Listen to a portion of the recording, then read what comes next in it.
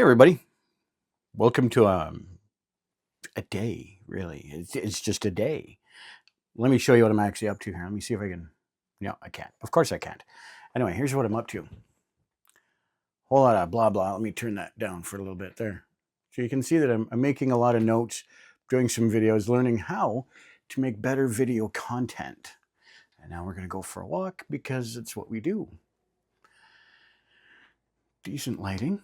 Decent lighting. Look at that. I love it. I love it. Anyway, just thought I would go into the darkness here, flip on a light, and park myself over here on the sofa downstairs here in the basement. So, what I want to talk about today. Wow, what I want to talk about today is I want to talk about how van life is really important to me, and the cost of living in a van or an RV or a tiny home or whatever you want to call it.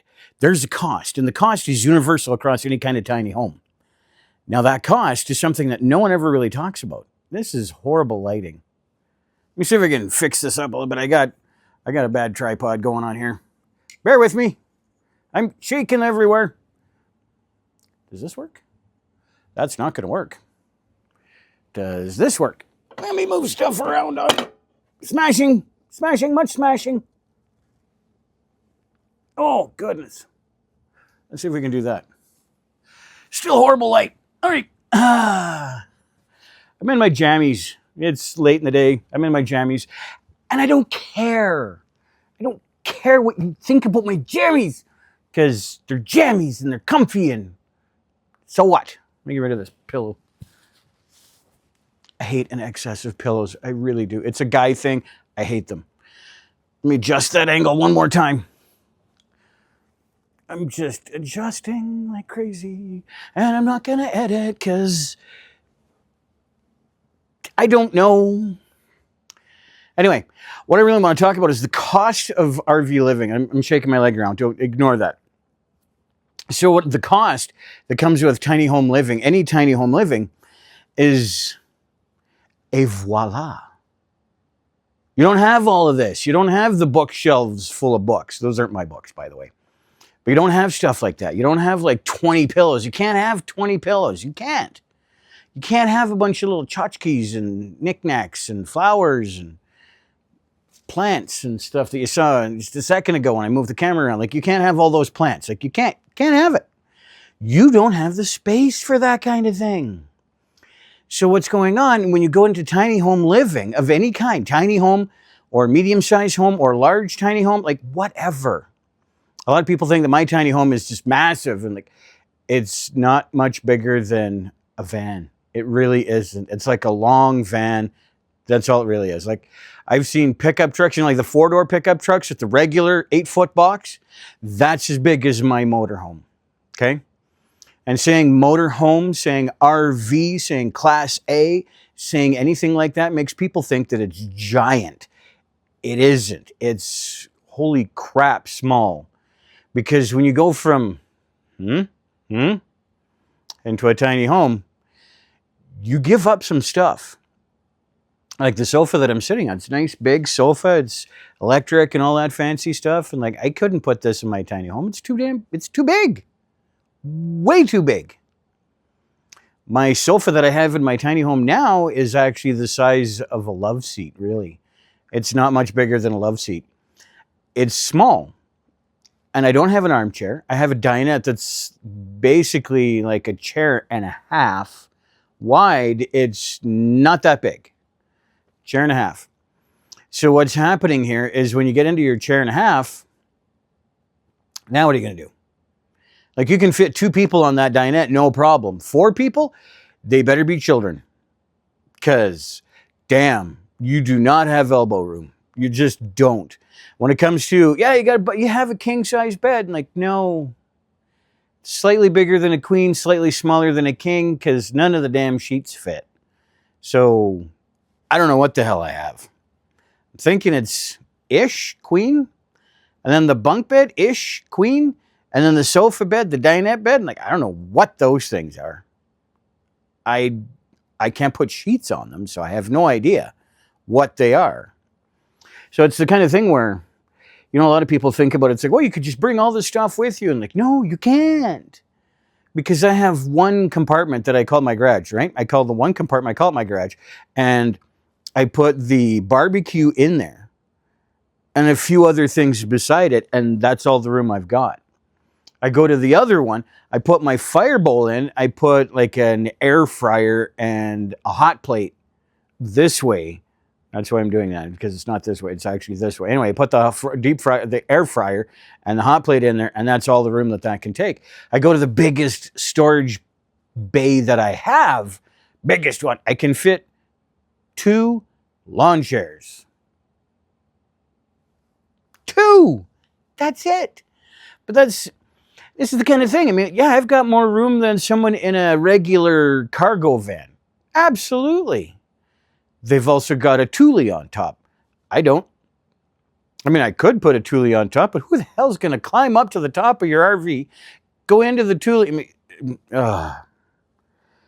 it would look ridiculous, and I honestly would rather use the space for solar. I'm actually, by the way, here's a channel update. I'm looking for solar for my RV because I've got 100 watts of, I don't think it does jack, so I want to get several hundred watts more. Then I want to change out some of the batteries because I've got lead acid batteries. I want to change them out for LiFePO4 kind of batteries, like lithium ion batteries. And before I get too off track, I don't have a whole lot of space. And if I go to put any kind of lithium ion batteries in there, I actually have to build a box for them because I don't have a box now, because the lead acid battery needs to have airflow circulation to it so they can off gas. Which, if you've watched a couple of other channels, you may have seen that before. I've seen it on a channel twice. I've seen that twice on a channel where somebody tried to use water kind of batteries, like liquid batteries. They tried to use that, and they off-gas, so they actually had to put somewhere in their van where they could actually off-gas. Well, on an RV, it's underneath. You don't look at it. You don't think about it. It's like, sure, I got 2 batteries down there, but they really don't hold much of a charge. They really, really don't. They're 12 volt. But their amp hours or their watt hours or whatever you use them by is garbage. There's next to nothing to it. So I have to really plan that out. I really have to think about that. I have to plan out a box that I can build. I have to insulate the box. I got to find some way to heat the box. Like, it's nuts. So it's one of those things where, yeah, it sounds nice. Like, oh yeah, you've got 60 gallons of fresh water. Like, great. Do you know how much that cost me in fuel savings? Because it's not cheap. I tell you that right now. It is not free.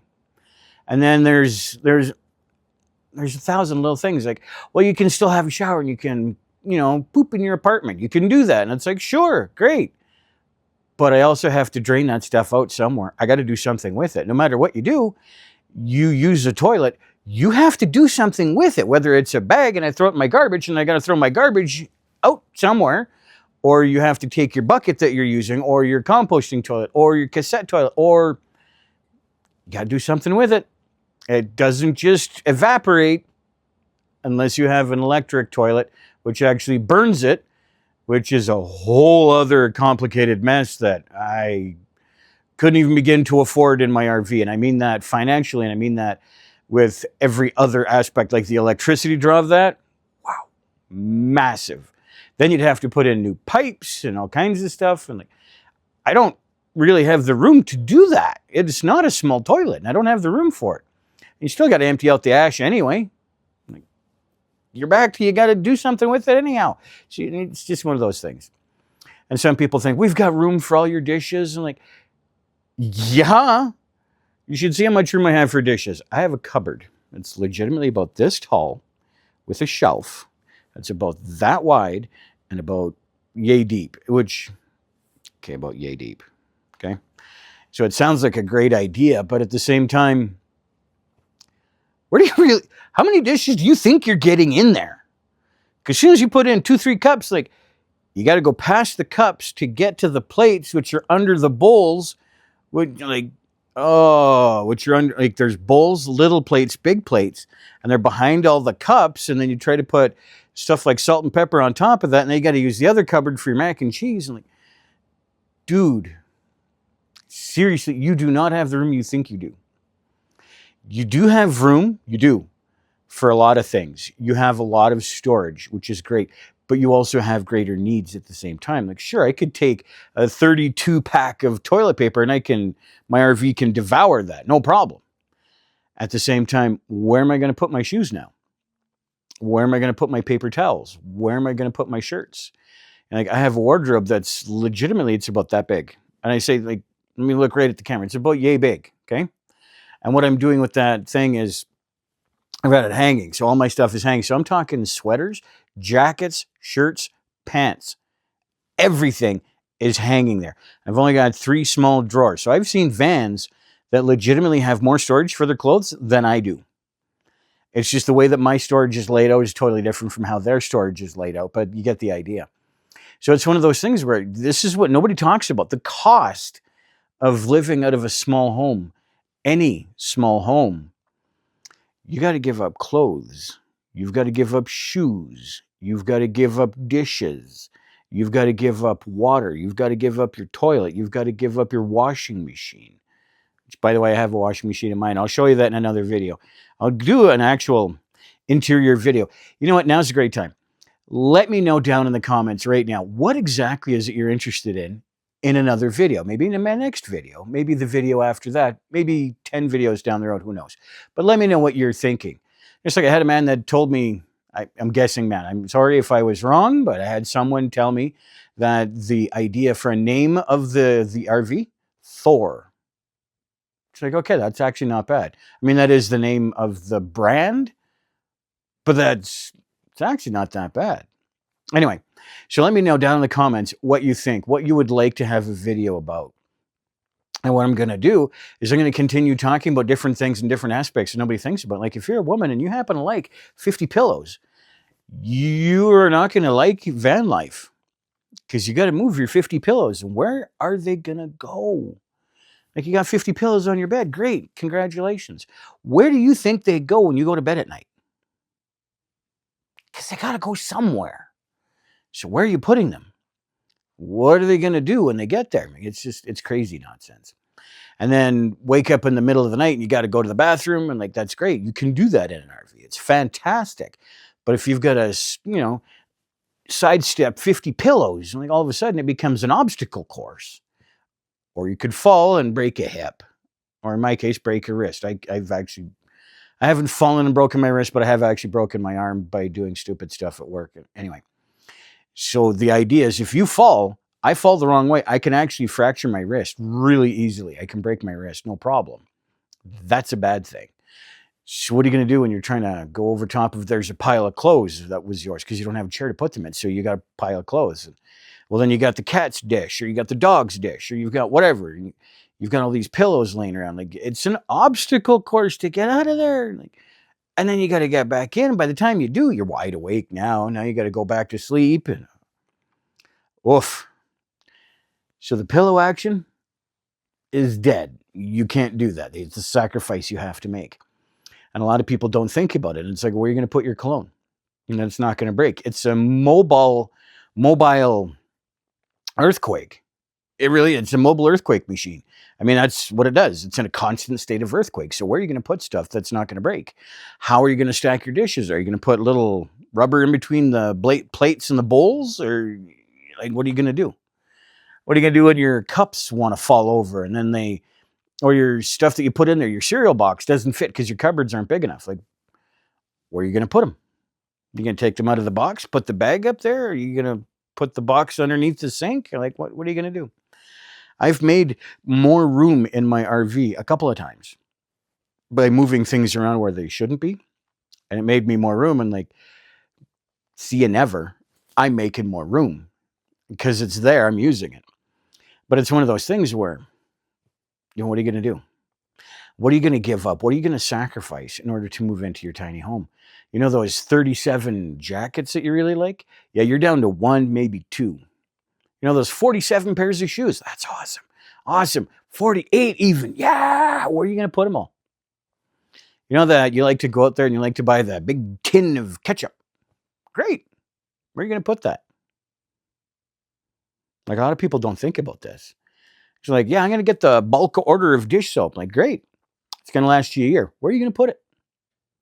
Next to your tub of ketchup? Next to your box of cereal? Because you got the family box? Like, you know that family-sized bag of chips that you got? Yeah, where are you putting that bad boy? It's one of those things. You got to start thinking about stuff like this. If you're going to enter the van life, if you're going to enter tiny home living of any kind, where are you going to put everything? I mean, I'm luxuriating in this big house right now. It's not my house. I'm renting a room over there where we started off. But the idea is, where are you going to put everything? You know, like, you have that wonderful book collection. It's wonderful. Where are you going to put that? Because when you're done reading it, here's a hint. You're going to want to donate it to a library and get another book, and then donate that to a library so you can get another book. You're going to have like 5 or 10 books max. That's it. Like, you're not going to have a ton of books. It's like your DVD collection. Sounds great. I got a Blu-ray player in my RV. It's great. Where am I going to put our CDs? I've got 2 flipping boxes. Each box, like, legitimately is about that big. Okay? By that big, by yay big. And like, it's stupid.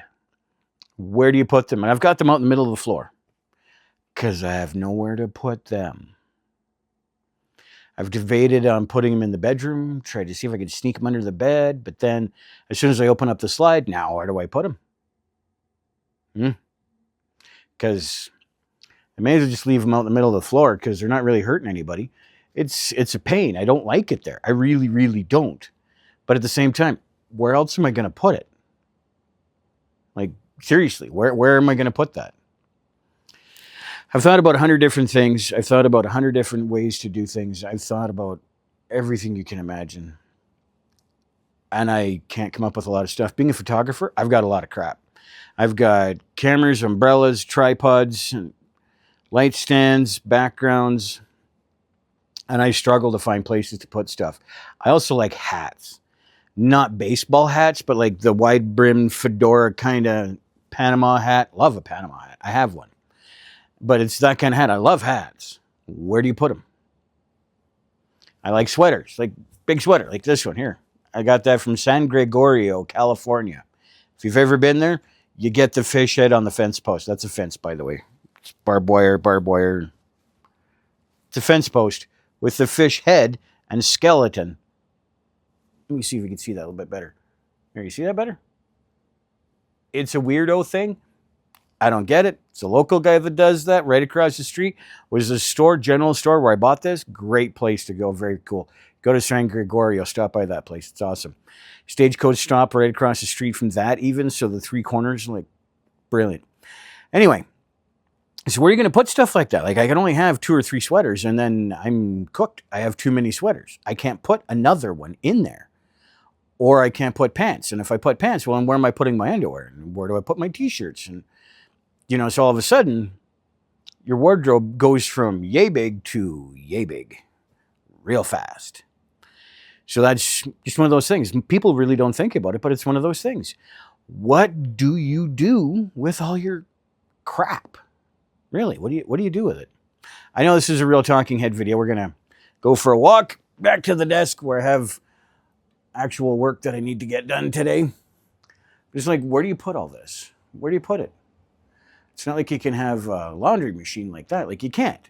You can't have that. That's crazy. Boop. Off go the lights. Boy, that went blue fast. Anyway, let's end the video going back into my little dungeon of a room here. Go back to my desk. And here we go. A little bit of light for the situation. And what do you do with all your stuff? What do you do with it? The 10 blankets that you want gets narrowed down to 1, maybe 2. You know, like, think about that. Seriously. Where do you put all your stuff when you go to our tiny living or RV living? Any kind. It's tiny living more than RV, more than van. It's tiny living. So where do you put all that stuff? Because I honestly don't know. Like, a lot of this stuff, I'm getting rid of it because when I go to the van full time, it's got to go somewhere, and it ain't coming with me because I don't have room for it. Kind of like my beloved collection of notebooks and reading books and all that stuff. Like, that's got to go somewhere. Unfortunately, the majority of that is going to get donated because I can't bring it with me. I do not at all have the room for that. Anyway, let me know what you think down in the comments. And don't forget to subscribe, tickle the little bell, get up to all so you don't miss another video. And I look forward to seeing you in the comments. I really do. I answer almost every comment. I really do. I try my best. I'm working hard here. I'm considering this my full-time job. Well, part-time job.